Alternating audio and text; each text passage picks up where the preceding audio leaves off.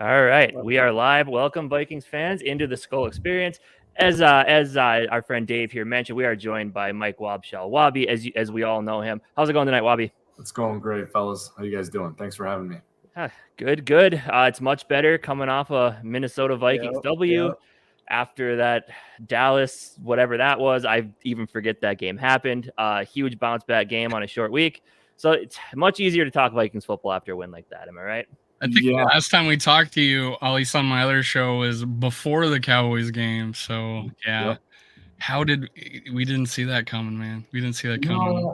No, it's hard to see something like that coming when you're having a season like the Vikings are having. I don't think it's uncommon for that to happen to a team that ends up making a deep run in the playoffs. I think it's unsettling for supporters and the fan base, but I don't think it's uncommon. You know, teams are going to stumble every now and then, and I'm sure you saw the same stuff I saw about teams that went on to win the Super Bowl but had a massive loss like that during the season. So it's not one that you want to totally draw a line through and forget about. I think you want to look back on those things and remember them and learn from them, but we all know that that's probably not who the Vikings are, and I think they moved past it pretty quickly with that victory over New England. Beating Belichick on a short week is no small task. He was 13-1-1 against the spread on short weeks, and the Vikings were able to not only win but also cover. So I think the Vikings bounced back and shook off that Cowboys loss, and they're ready to go for the Jets, I would imagine.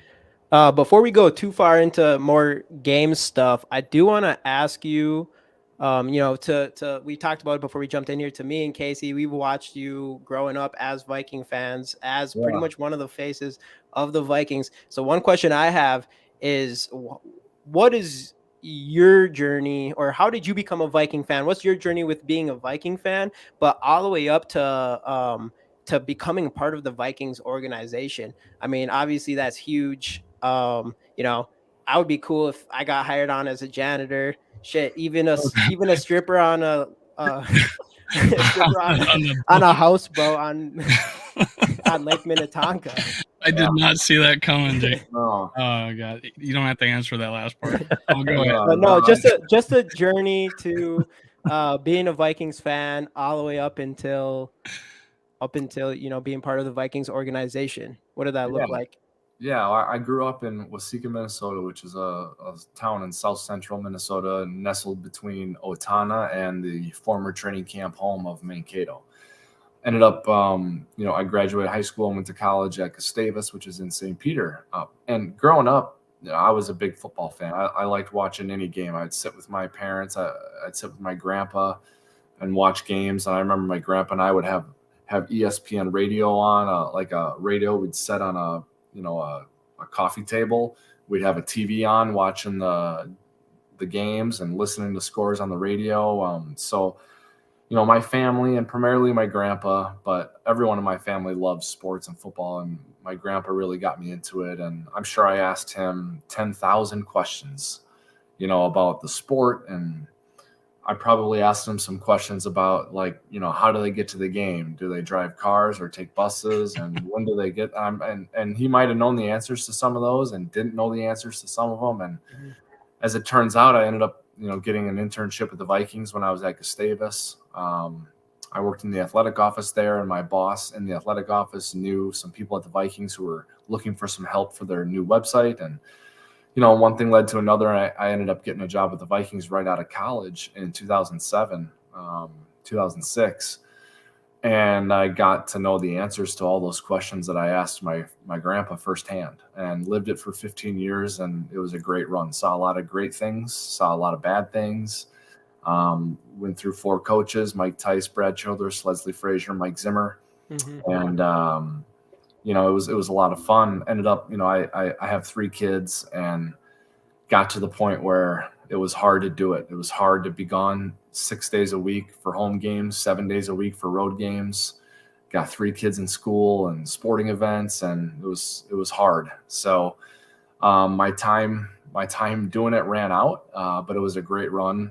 Look back on it, I'm still friends with a lot of those people who are still with the organization. I'm friends with a lot of them who have left. I think about Coach Zimmer and Norv and Pat Shermer and Scott Turner, Andrew Janoko and Drew Petzing and Kevin Stefanski, just, guys that some of the former players, a lot of great relationships. Kevin Warren, who's now the commissioner of the Big Ten, I was, really close with him, and he was influential, in my life as I was young and growing up and starting a family. And so, it was a great time, and no regrets looking back on it, but it was time to do something different. And here I am now, chatting with you guys and have my own podcast, the Wobcast 2.0. So just trying to continue to engage with fans and engage with the game in a way that I had done for the last 15 years. So it's a lot of fun. And just so everybody knows, Wobcast 2.0 weekly show so far. We want more, actually, Wobby, from you. So keep it coming. Big shout out to Super Will, Purple Pocket Podcast. You know him. He's the one that went crazy on our show, tried to get you and me to argue about Kirk Cousins. That was MC Rap. I call him the Purple MLK because he's bringing all the fans together. And so that kid, I think he's from Sioux Falls. So like me, I'm from South Dakota. CJ Ham is his hometown. Unlike Jamie actually went to high school with CJ Ham. Yeah, Danfield. Let's go. I do have a follow-up question there. When you found out what all the players drive, did any of them drive conversion vans? Or was it just one? It was only Kirk Cousins. I think he was the only one I saw driving the van. So, all right. There's a lot of unique things about Kirk Cousins, and that's one of them. Yep. When you were answering Jamie's question, you mentioned ESPN. You mentioned just radio in general. So obviously, we all know there's a certain man who speaks on the radio for this team, and he finally just started to get some recognition. Is that surprising to you that Paul Allen is just now finally starting to get a little bit of recognition, national recognition outside of the Vikings? LeBron James is tweeting about him, for heaven's sake. What the heck? I think it's a good question. I think that recognition for team radio announcers when they get it is so short-lived, because it's a week-to-week league, and people just move on to the next thing. So he's had things pop up like this in the past. I think this was probably the second most profound one, or the most profound one, behind the Minneapolis Miracle. I think he got a lot of credit. He named it. Rightly so for that call. Mm-hmm. I remember the Greg Lewis call. He got a lot of credit for. I remember the New Orleans Saints game in 2009 in the NFC Championship. He said, "Come on, man, this isn't Detroit. This is the Super Bowl." He's gotten some before, but I think the proliferation of social media channels and the public's yearning for authentic content is lending itself to attention for people like radio announcers, where they're not looking for the really well buttoned up, sophisticated presentation that you get in a TV studio. They like the camera that's taped in the corner of a radio booth that shows an upward angle of a radio announcer yelling at the team. That's what fans want now, and that's a change from what it used to be. So I think all those things are sort of combining to give people like Paul credit for what he does. And I will say, one thing that does not get talked about with Paul, because people are reveling in and living vicariously through him in his raw emotion and his enthusiasm for the team and the way he comes up with these sayings and these words. And the reason he can do that is not just because he's talented, which he is. It's because of his preparation. And I've prepared with him for games, hundreds of games I've prepared with him. So I've seen it.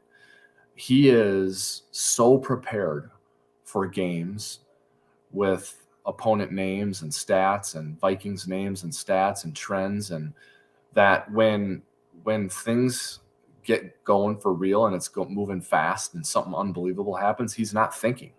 He doesn't have to think or remember anything. He knows it. He's prepared, and that's a big reason why he can perform the way he does. I seen an interview with him recently, and he talked about the influence of his racetrack, background, and calling games. He says, "Yeah, I would try something," and he has a way about with words, and was like, "Yeah, that one failed, so we threw that one out." And people would give me honest feedback about where it was, but I think the biggest compliment to him is people turn off the volume on the TV and turn on the radio, so they could rather listen to him than the person on the television. I think it's probably the biggest compliment out there. And when they put it on TikTok, they sync it up to his voice and not the other. And they instead of playing the actual live, and you compare the Minnesota Miracle between Joe Buck and him, and you got to go with Paul Allen on that one for sure. Well, I think if you're a Vikings fan, certainly would. And, in fairness to Joe Buck, doing it for radio is different than doing it for TV. When you're doing it for radio, you need to be seeing it, yeah. You need to be descriptive because the people listening can't see it. When you're right. doing it for TV, which Joe is doing, you can be more dramatic and you can be more abstract. I thought Joe nailed it from a TV standpoint. His call was tremendous. And Paul nailed it from a radio standpoint, from a team radio standpoint. He nailed it. I think one of the best radio announcers on a national level is Kevin Harlan. I think if you listen to a game that Kevin does on the radio, he nails it all the time too, with his descriptions and his lexicon and his pace. He does a great job. So there are a lot of talented people who do game broadcasting in the NFL. It's a great era for that right now, and I think it kind of always has been since I've been watching and listening. But certainly right now is one of those times where they are not short on talent broadcasting games. I'm probably just still salty at Joe Buck for the Randy Moss thing. Yeah, back in the day. yeah. I don't know. He calls it like he sees No, it. I thought he had a good one. I mean, it was funny seeing those two guys on the Fox One when it first started, as they were both on the same TV, the same show at the same time, and they had to come to terms with it. But that was but yeah, he did a great job. Not saying he didn't, but yeah, I think as Viking fans, we love to hear how Paul Allen portrayed it. But you're right. So let's talk ball. Let's move on to that now. So obviously we kind of prefaced this with the Dallas Cowboys loss, and this last game, I really see. I mean, obviously Kevin O'Connell, I think he probably kind of admits this to himself. He's still learning about the offensive play calling aspects of the game because he hasn't gotten a ton of opportunities to do that up until this point. Yeah. But just one thing that I never questioned as soon as you just hear the guy talk is just that leadership ability that he shows. And to get his team on you have 4 days after that loss to get their heads back on, to get them, get them ready to play this game and to make adjustments. Because in the biggest issue I saw with that Dallas game was I didn't feel like he paid enough attention to Micah Parsons.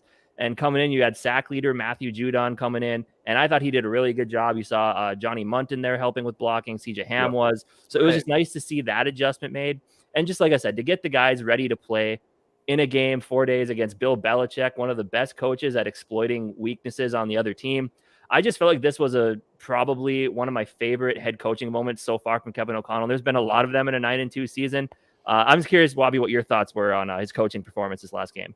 Yeah, Casey, I think you nailed it. I think when Darisaw went out against Dallas, it's almost like they forgot a backup left tackle was in. And and I don't mean to suggest that they literally did forget about that, but I just wonder if they placed too much faith in their ability to adjust on the fly there. Darisaw going out of a game is a big deal.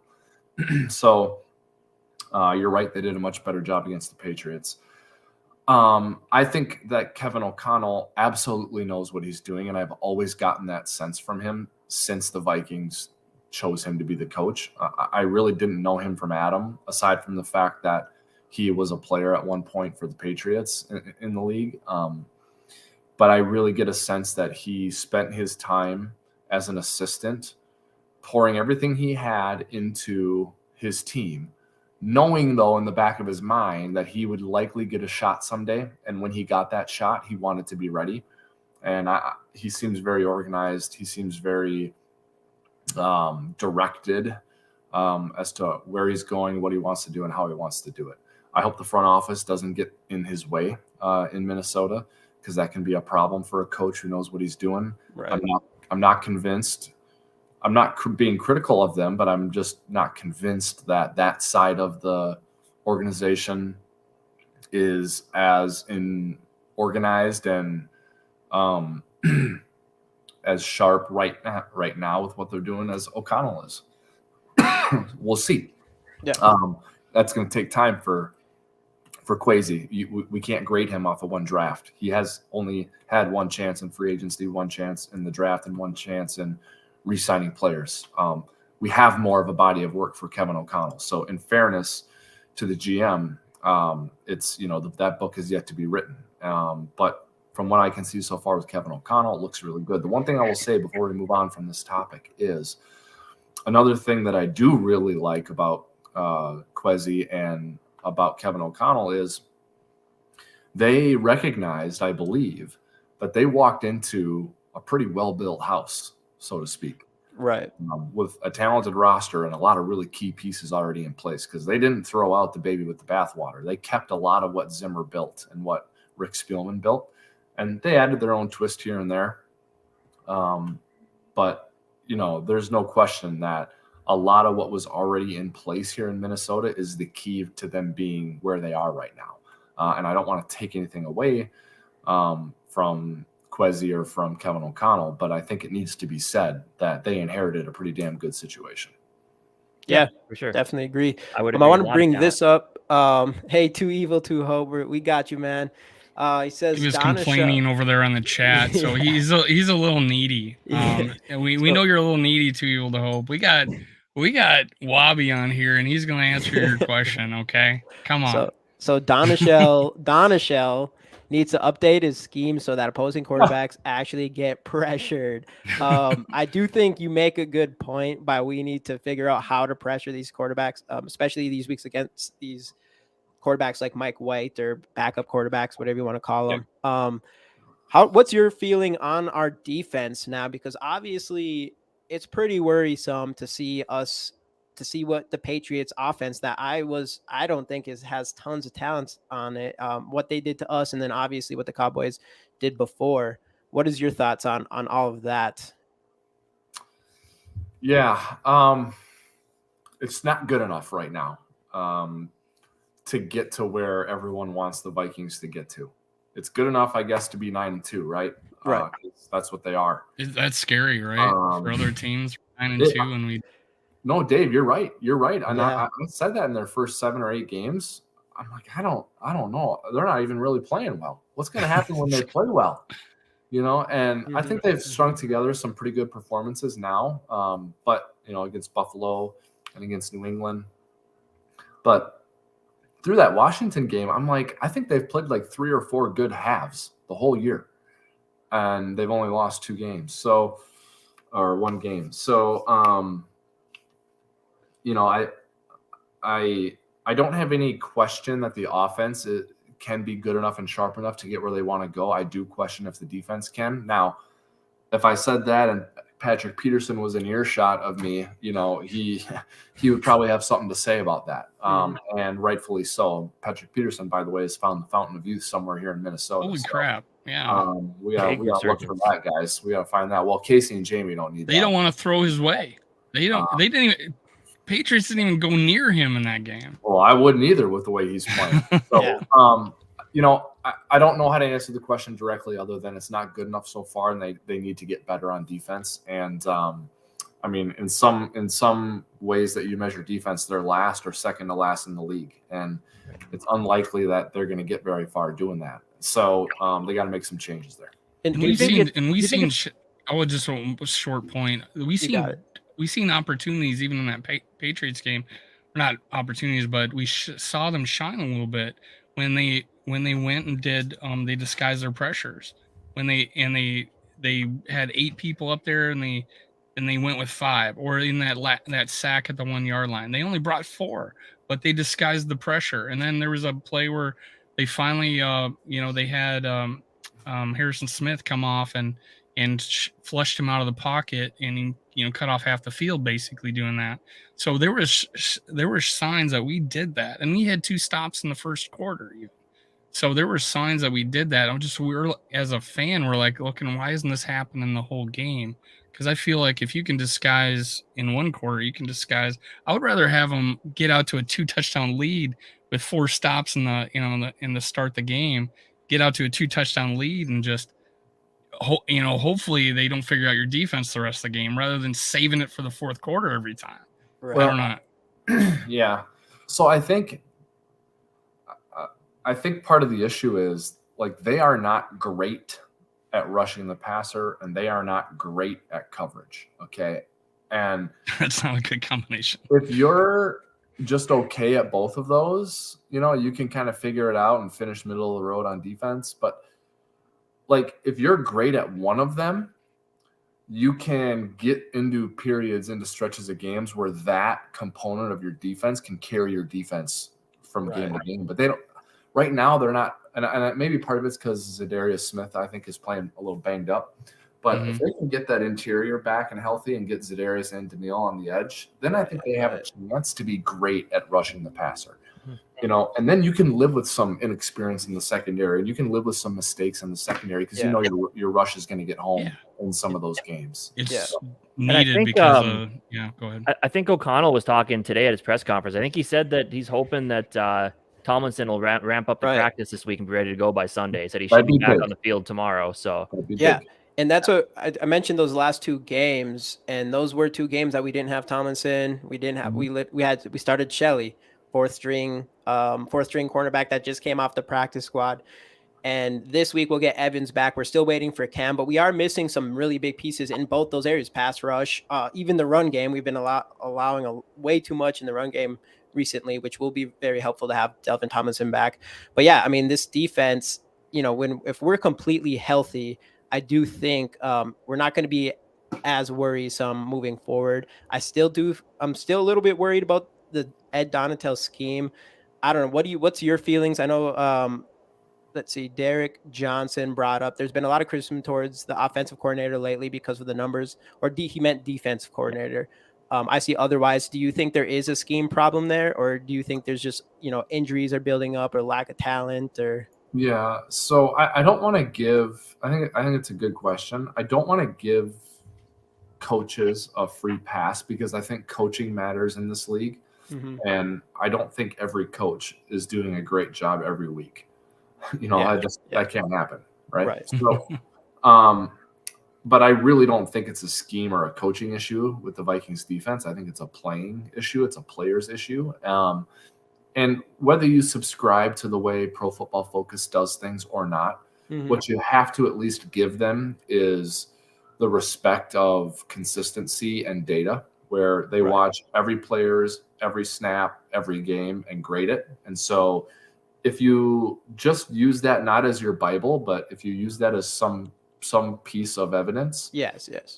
I mean, there are some issues with the way the players are playing, where they're not executing the scheme right. And I can't start to blame a scheme when it's not being executed properly or when there's talent depletion because of injury, which is the case. So I would stay the course schematically.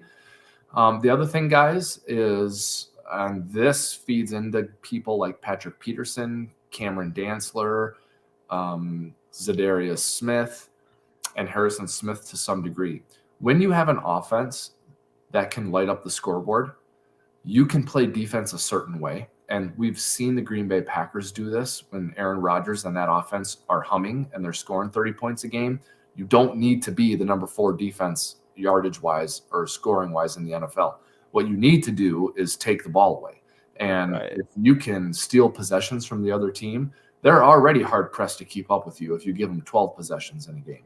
You steal 1 or 2 of them away a game, they have no chance to keep up with you.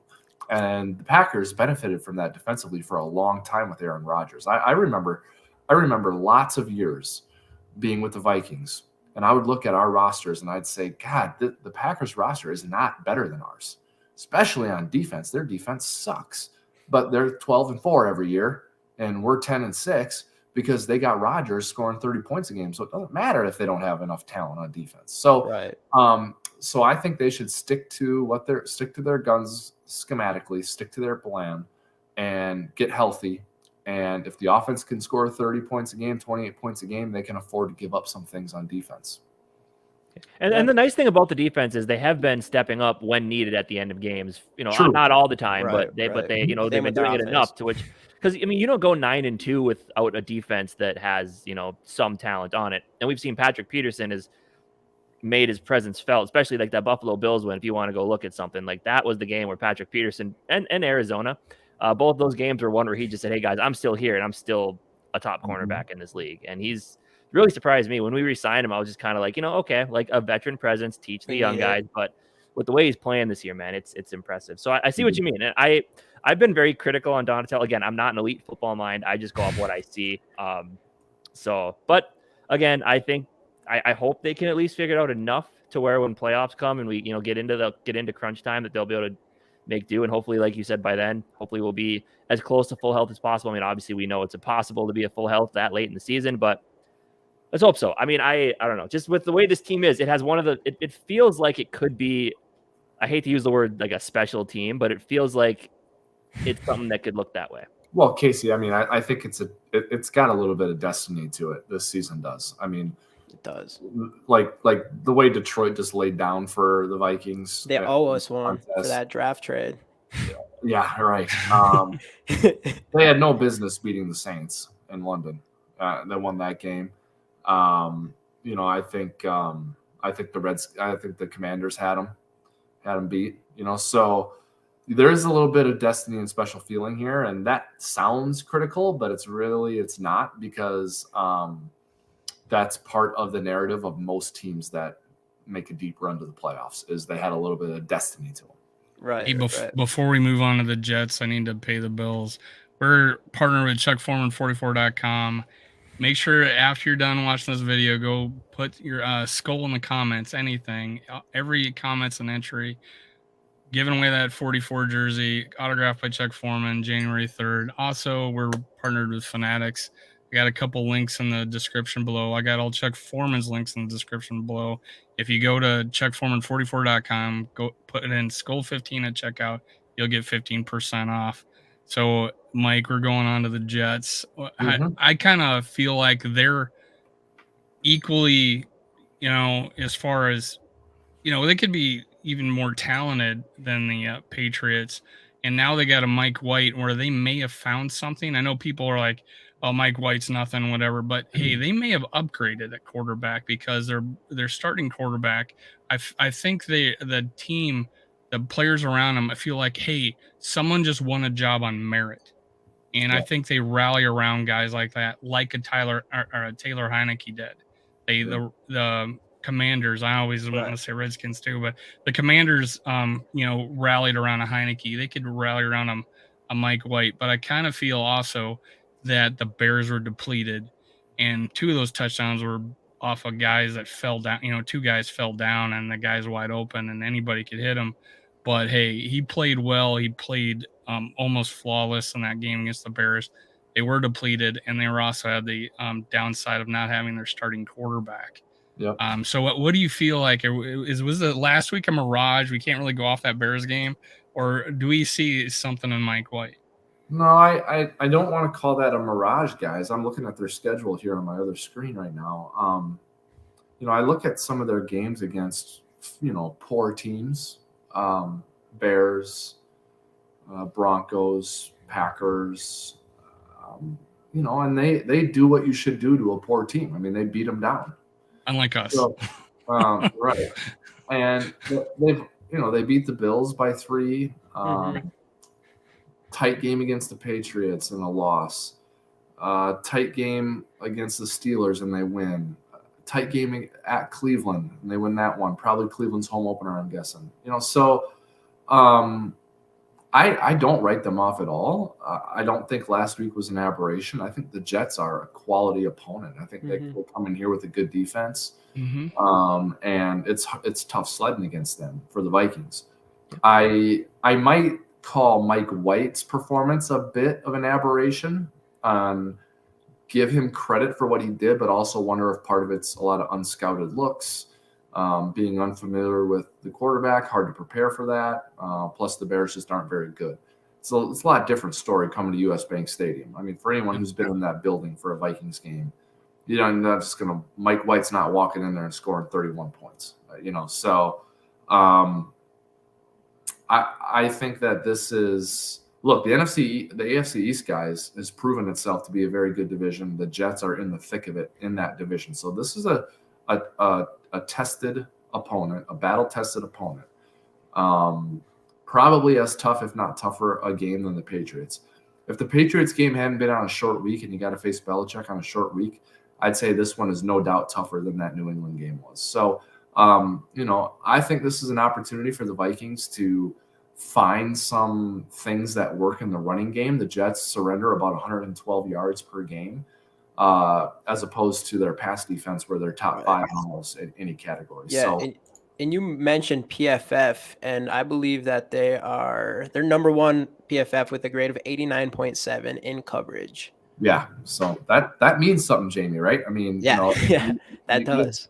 You got sticky coverage out there, and if you're off even just a little bit, not just on any given throw, but if you're just having a little bit of an off day, and you're playing the Jets defense, that can be exacerbated because of their great coverage. So I think Cousins plays great at home, and I don't have any reason to think he's going to play poorly, but I think the Vikings it would behoove them to find an angle or two in the running game to get that on track.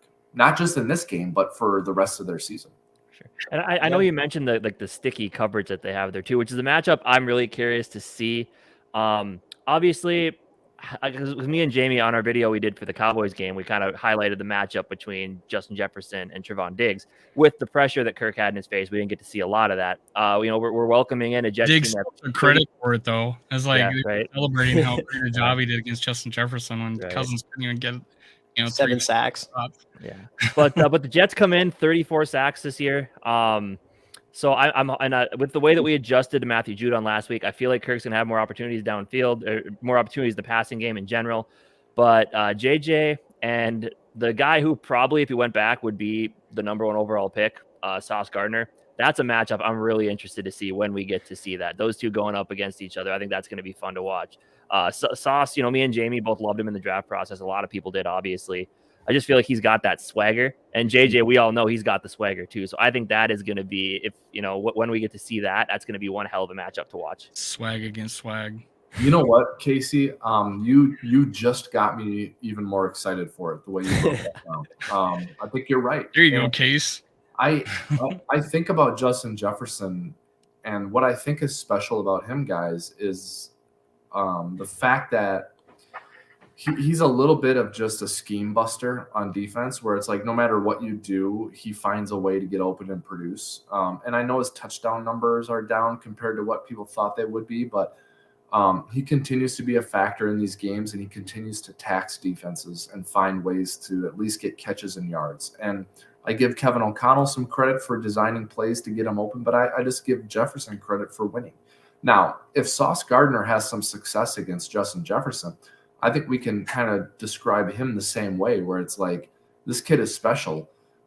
It's like no matter who he goes up against, he's shutting them down. And we started to say that about Jalen Ramsey a few years ago when he was still with the Jaguars, and he would have his way with some of those Texans receivers, with DeAndre Hopkins and that crew. So I'm not saying Sauce reminds me of Jalen Ramsey from a style standpoint, but from a how you look at them and how you respect them or fear them. I mean, that's the track that Sauce Gardner is on. So you guys were right on it with him. He's a great player, and that is a very cool matchup on Sunday. Yeah, for sure. So do you think this could be obviously I know we talked about their coverage, but could this be another, because I thought Adam Thielen played really well this last game. Finally, not a breakout game, but like a mini-ish breakout game. Yeah, do you think we could catches, see big do you think we could see a big Thielen and Hawkinson game coming up here in the passing game? Well, maybe, Casey. I mean, Thielen, I think, had 10 targets, and Jefferson had 11 last week, and Hawkinson had a touchdown. So maybe, but I go back to the running game, guys. And I get it. You got to be able to block it. If you can't block it, you can't run.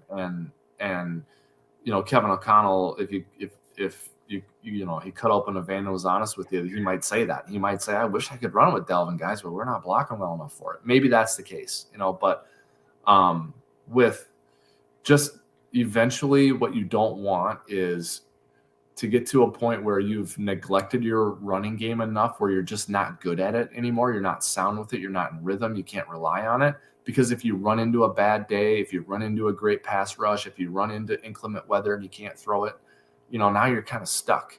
And that could happen to the Vikings if they don't get some things figured out in the run game. It doesn't have to be, 30 carries for 200 yards. It has to be enough to put it in the back of a coordinator's mind that you might run the ball in some of these crucial situations instead of just throwing it to Jefferson every time. And that's where I was pretty impressed with Kevin O'Connell this last week is he didn't give up on it. Like, even though we had 2 yards per run, a lot of those were like, we had some negative plays that, skew the average quite a bit, but we had some 4 or 5, 6 yard runs that made a big difference in the type of play we could run on second or third down. And so I give Kevin O'Connell credit because there's been a couple of games this year where he openly admitted he just bailed on the run and didn't, and he needs to fix that the next game. And I feel like he committed to it. He kept doing, I think he 27 or like 22 carries by Dalvin Cook, and he only had like 40 some yards. So it's like he committed to it. It's still and where we were strong was on the play action. So he still committed to it, which allowed us to still use the play action, and we were deadly with that. And that was a good defense. They've only gave up 16 points a game, and we put up over 33. So one was a kickoff return. But anyways, that was pretty awesome. Yep. But I'm also looking at that's a question. Who's a better kicker returner, Kenny or Cordero Patterson? What do you think? Hard to pass up Cordero right now, but I'm gonna say Cordero because that was something special what he was doing. He's looking nice though. He's looking nice. Three in 2 years. That's pretty good. And the amount of attempts you get now, you don't get very many. He's leading Pro Bowl votes for NFC, I believe, right? I think I saw 5 Vikings players are leading in their positions. That's awesome. And he's one of them. I'm going to have to go vote. Get out and vote Pro Bowl. Let's go. Get CJ Ham in there. Get CJ Ham for fullback because there's only 3 of them in the league. Yeah, right. Checking out the flip side of this matchup, though. I mean, I know we already talked about Mike White. They do got some solid running backs over there. Obviously, them losing Breece Hall was, huge for them. Yep. But Ty Johnson, Michael Carter, Zonovan Knight, they both were used quite a bit last week. Ty Johnson had 5 carries, 62 yards, and a touchdown. So James Robinson was a healthy scratch last week, I think, for them, right? I don't know if that's a thing that they're going to keep doing or what the deal is there. Yeah, I'm not sure. I mean, they traded for him, so it's a bit unusual. Right. But I think James Robinson is a tough runner, a physical runner, a smart runner, but he just doesn't have any pop. He doesn't scare you. So. Is this a kind of a plug and play a run scheme, like anybody's going to be successful type of thing? That's what people are leading me to believe that, hey, this scheme that they have, they're going to be a run with anybody. Obviously, Hall was like, I thought he was special, right? I think it is, Dave. That doesn't mean that a running back that they might have now or some way down the road isn't a great player, but. If you look at where this staff comes from, it's from San Francisco, and that's definitely a plug and play situation. Right. And what they have going on in Miami right now is an offshoot of what San Francisco does with Kyle Shanahan. So I mean, it's like no matter who the Niners have at running back, they're good. Now I know they went out and got Christian McCaffrey, so that tells you they value that position, but he can help them in the passing game as well. But I mean, Christian McCaffrey, Jeff Wilson, Raheem Mostert. I mean, these guys, they just. Elijah Mitchell. I mean, there's just like you plug a guy in this scheme and it's good. So I do think it is a little bit of a plug and play situation for that offense. I think they have a little bit of talent at wide receiver as well. But to me, the bread and butter of this team is their defense. I think their defense keeps them games. Their rookies got like 600 yards receiving. Yeah, and I'm really impressed with me and Jamie actually when we were going through some draft rankings and stuff. Garrett Wilson was our top receiver in this draft. But yeah, last week 5 catches, 95 yards, 2 touchdowns. Elijah Moore added 2 Jets catches, defense or a touchdown. It's him in the top 5, but the you guys Jets have draft number 1 in general, man. They had such a great draft. Sauce, Breece Hall, Wilson, Johnson. It kind of reminded me of the draft we had when we signed. We picked up 3 guys in the first round. I don't know how many years ago it's been. CPAT, Matt Khalil, and I think Sheriff Floyd, yeah. No, I think it was Sharif, Xavier, and Xavier. That's what it was. Yeah, for sure. And then obviously they got Barr, right? His name Barr. Sharif. Barr was with Teddy. Barr was 20. Barr was with Teddy. My bad. Yeah. Then Tyler Conklin. I'm a huge Tyler Conklin fan. Loved him when he was here. 3 catches, 50 yards looks last week. Purple. So this offense, and I think that's why Mike White ended up playing so well last week. This offense has weapons, so it's it's not, and that's, me and Jamie talked about it, and we'll be mentioning it in our podcast on our channel coming out on Friday, that when we both looked at the schedule early on, we looked at the Jets, we're just like, W. And looking at it now, it's a tough game. And the NFL is so weird this year. And that's the one thing I like about the NFL. I think people talked about earlier on the parity in the league this year. Like there's a lot of teams that I didn't think were going to be very good that are looking good. And a lot of teams that I thought were going to be really good, quietly didn't want to admit the Packers. I just knew with Rodgers, they always have a chance, but they've been rough this year. The Tampa's been rough.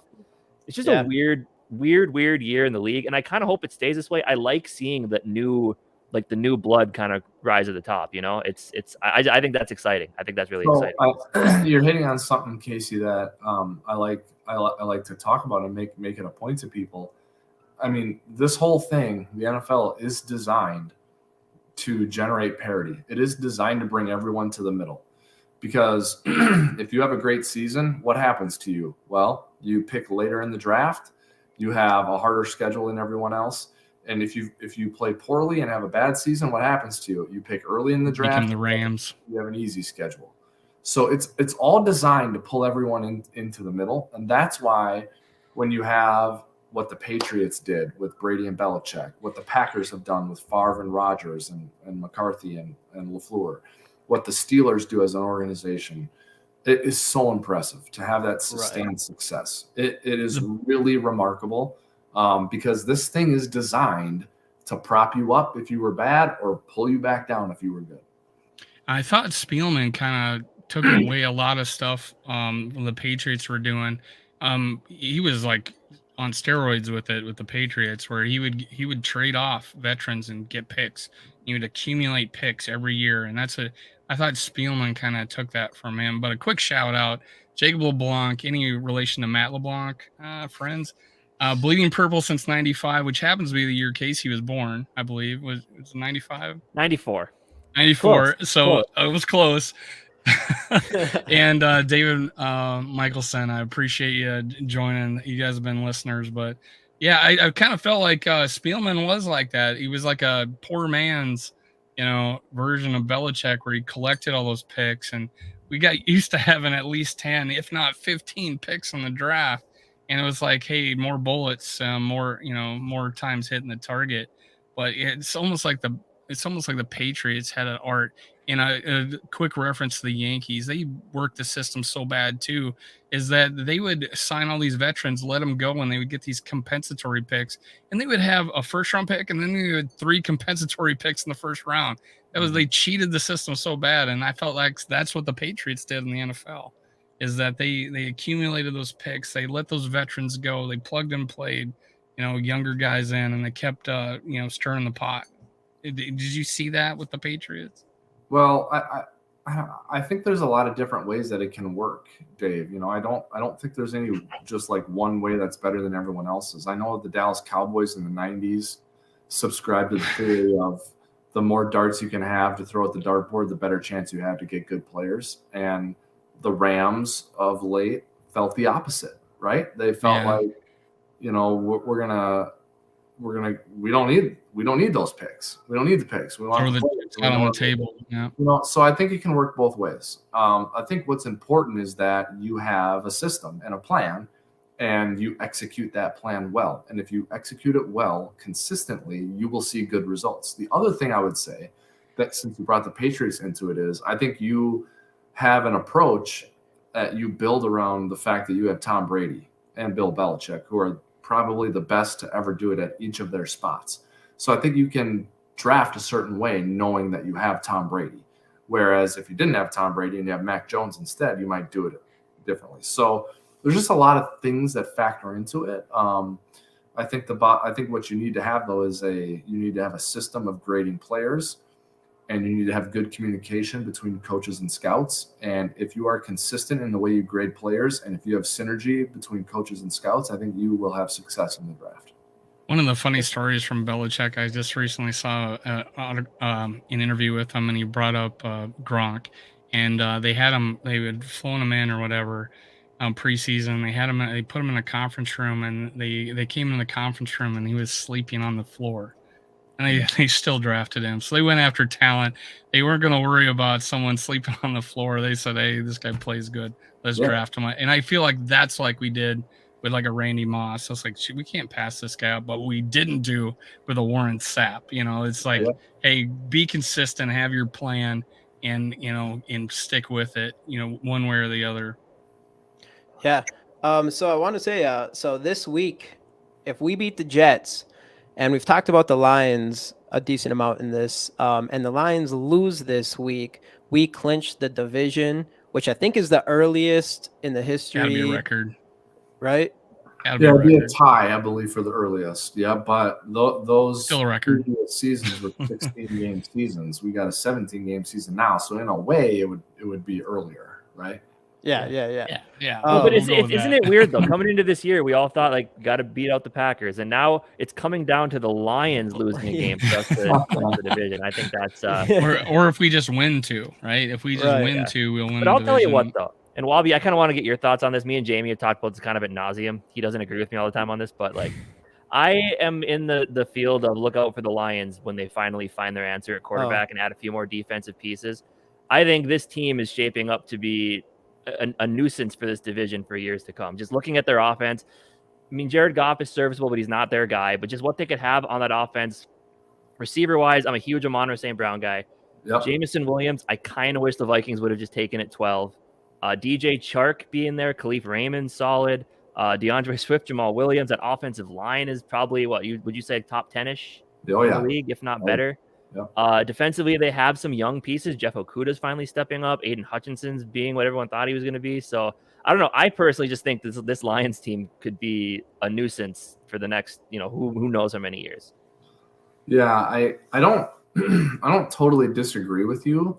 The problem is, and Goff hasn't been terrible for them, but he's not an elevator. He's not going to elevate people around him. Like if you took a weapon or two away from Goff, I mean, it'd be really bad, I think. Right. Yeah. Right. So I think they got to find an answer there. And the problem is if the answer isn't like a veteran who's already good, like it's going to be like, yeah, we got our answer, but he's a rookie. And it's like, now you got to go through 2 years of this young quarterback, like stumbling for you. So I don't love their timing at the quarterback position. That's fair, yeah. But I like everything you mentioned. The other thing I don't love is like the way the coaching staff messed up that game in Minnesota. I mean, that was so bad. Yeah, Dan Campbell probably ain't the guy either. Well, I don't know, but I mean, I don't know how he came to the decision to kick that field goal. Why? Like, how did that happen? So that really was concerning to me. But I watched Hard Knocks, and I love the way he talks to the team. I mean, they love him, so I like that. But I think they're in a better place than Green Bay is, for the future, which is odd to say. Yeah, I think they're going to have like a $50 million cap hit when Rodgers turns 43. So, there's a lot of cap. Guys, problems. I mean, the Vikings are in a little situation here where they could maybe take a stranglehold of the division because I don't love where the Bears are roster-wise. Packers, I mean, maybe Rodgers has one last run in him. I don't know. And this Love ends up being the next Brett Favre Rodgers type player. I can't see Looked good last game, but no, I'm hoping not.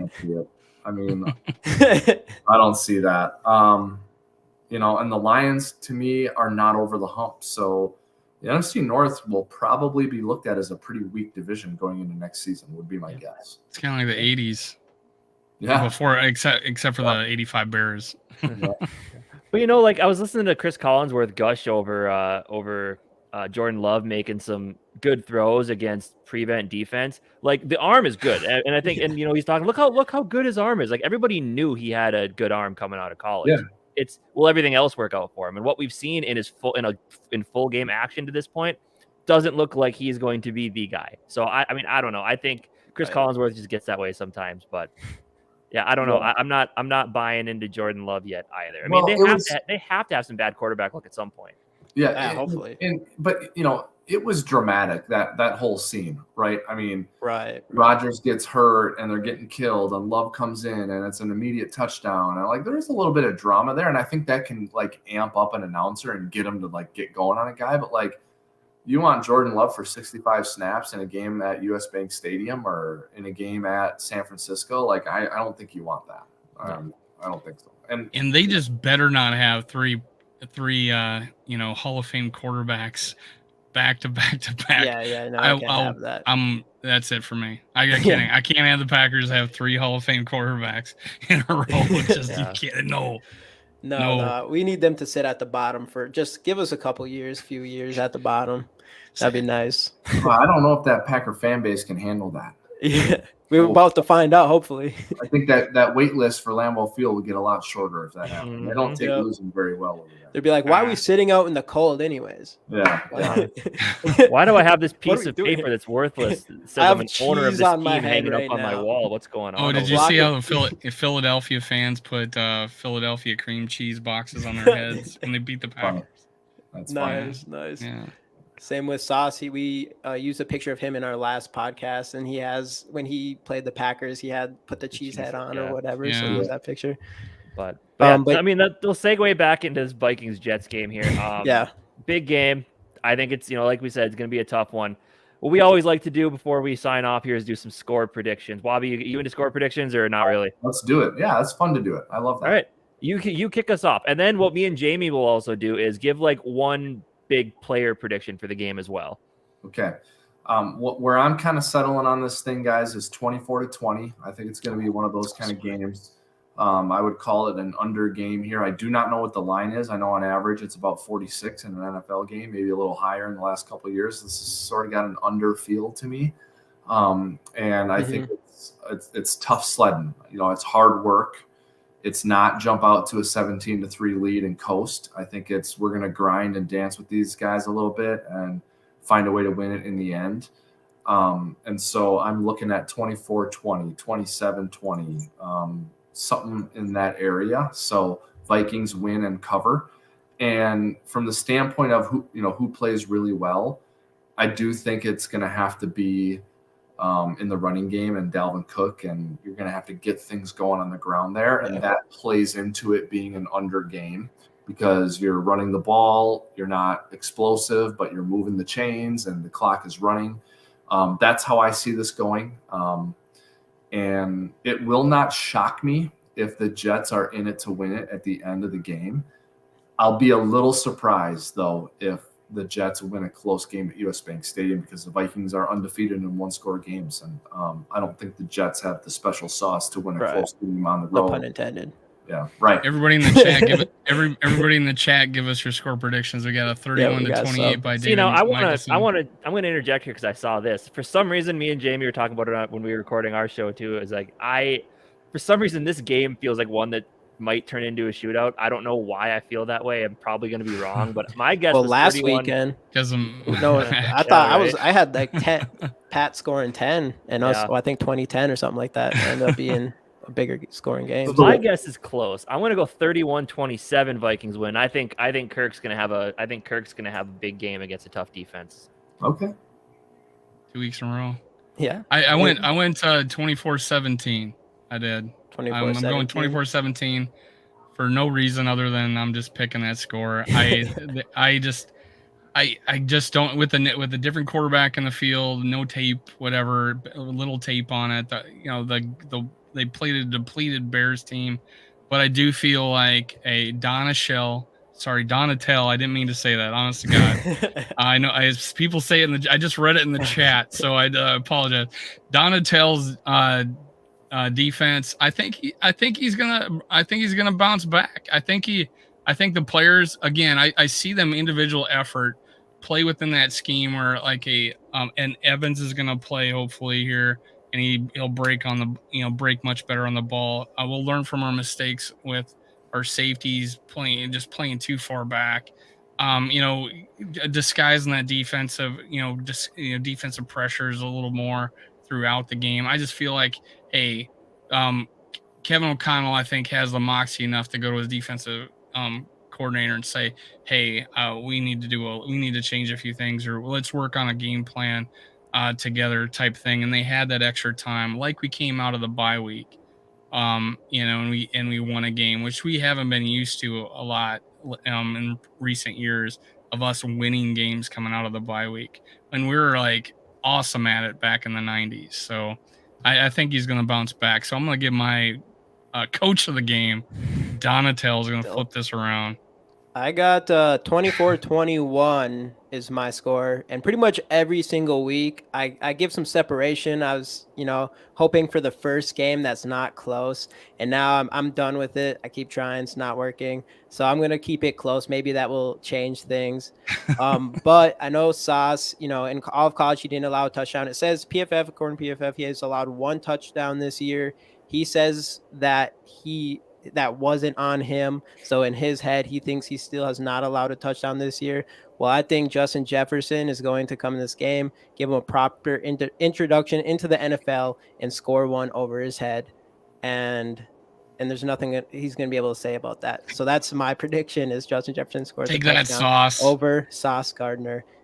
And yeah, that's it. 24-21. Hopefully I'm wrong and it's 31-20, but we'll see. I tried predicting like a greater than 1 score game one time, and it was Washington. Since then, I've said it's going to be close here on out. We're never going to win in blowout fashion, but that's okay. And it just happens every single week. It has made this season just so much fun to watch. Just close games. It's always, for the most part, except for 2 of them.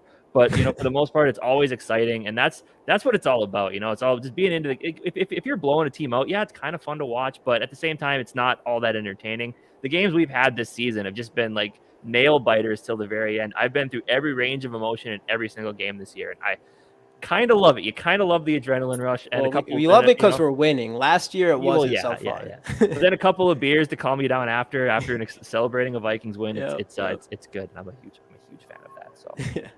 All right, hey guys, that was it for the Skol Experience. Everybody give Wobby a hand. Thanks for coming in. We want you back as much as we can, but I won't bother you too much. I promise I'll give you some breathing room. But hey, I appreciate you coming on. You don't have to be out there, and you gave us your time. And everybody go to Wobcast 2.0. It is a great show. They got a stat guy. Wobby's giving us takes. It's an hour long at least. It's awesome. I watch it every Monday or Tuesday. I think you guys put it out. So that's it for today. This is the Skol Experience. See you next time. Skol Vikes. Skol Vikes. All right. Thanks, fellas.